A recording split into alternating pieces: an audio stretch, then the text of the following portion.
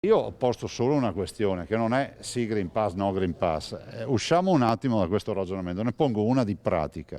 In Veneto abbiamo 84% dei cittadini che hanno comunque intrapreso il percorso della vaccinazione, però resta questo 16% che è rappresentato anche da lavoratori. Quanti sono? Sono 590.000 lavoratori veneti, o meglio veneti in età lavorativa, dai 18, li abbiamo considerati dai 18 ai 65 anni, che se vorranno andare a lavorare avranno necessità ogni 48 ore di avere un tampone. Qual è la capacità produttiva di tamponi in Veneto? Ogni 48 ore 100.000 tamponi. Quindi è inevitabile che non si riesca a erogare il servizio a tutti.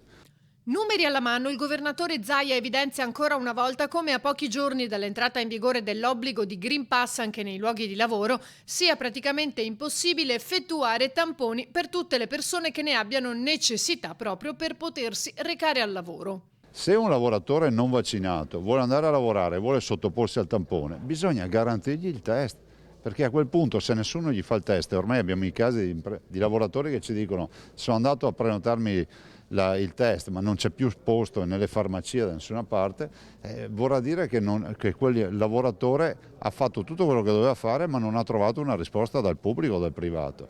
Per questo io penso che diventerà una situazione veramente difficilmente gestibile. Ma per far fronte a questa difficoltà la soluzione ci sarebbe, dice Zaia. Questo accade anche per i miei colleghi nelle altre regioni, quindi io dico ma perché non si fa un salto un po' più di qualità e siccome l'obiettivo è quello di fare il test, non si dà la possibilità alle imprese di utilizzare che sono i test rapidi, che sono autorizzati, validati, sono stati oggetto di sperimentazioni e sono esattamente gli stessi test fai da te che si fanno in giro per il mondo. Qui da noi non sono fai da te, ma dobbiamo avere un operatore che ce li fa.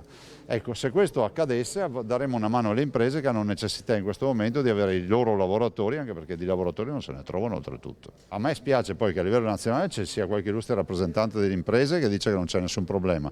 Poi a livello locale, dove comunque i problemi li troviamo, vedo che anche il presidente Carraro di Confindustria solleva il problema, ma è inevitabile perché comunque questo è un problema. Io prevedo che ci saranno un sacco di lavoratori che non saranno riusciti a farsi il tampone.